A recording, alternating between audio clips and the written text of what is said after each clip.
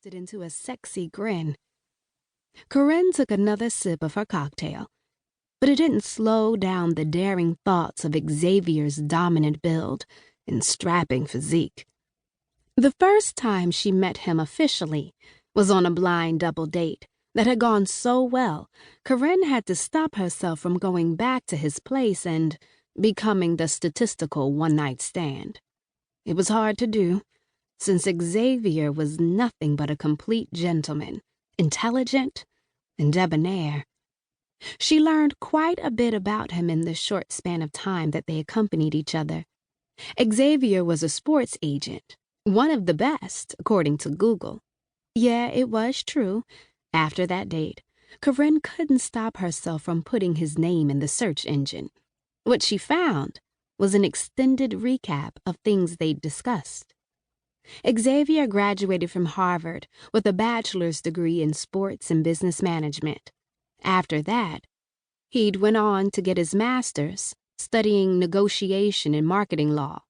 His career excelled almost immediately when he negotiated a $2 million contract for his first client, and since then, his accolades had added on tenfold.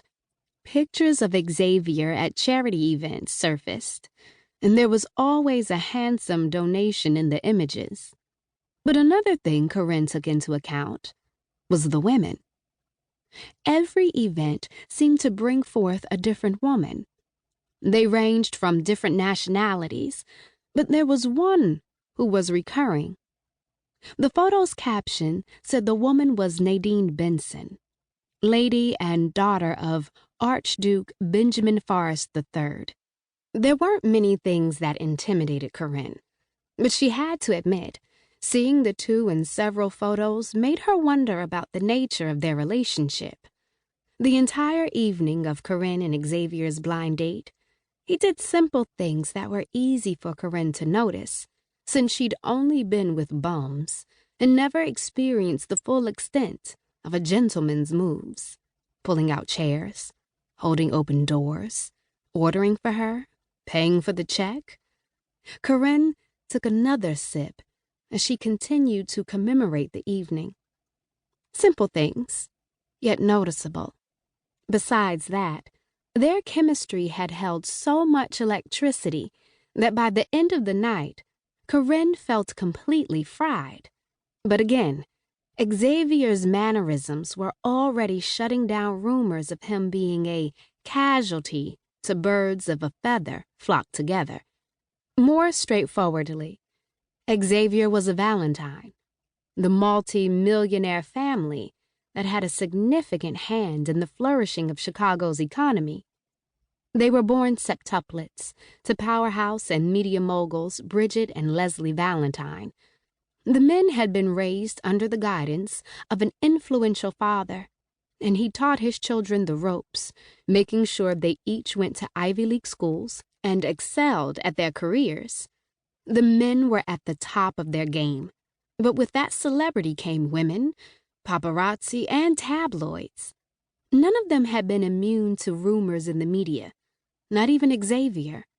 He, Hunter, and Lance Valentine were usually the trio that caught the most heat because of their risky rendezvous and the interchangeable women on their arms. It was the sole reason Corinne chose to ignore the strange chemistry between her and Xavier. It was clearly lust and nothing more, right? Corinne struggled to shift her thoughts, but each time she was brought back to the aftermath of Hurricane Jasper. Xavier and Hunter surprised the four of them at Camilla's family's bungalow. After pulling them out of the fallout shelter, Corinne couldn't hide the unmistakable adoration she experienced when Xavier pulled her into the comfort of his formidable chest. "Are you all right?"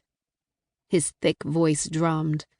Corinne swallowed, and her eyes fluttered while she wrestled to dismiss the sudden delight she felt. "Yes," she said, meeting his gaze.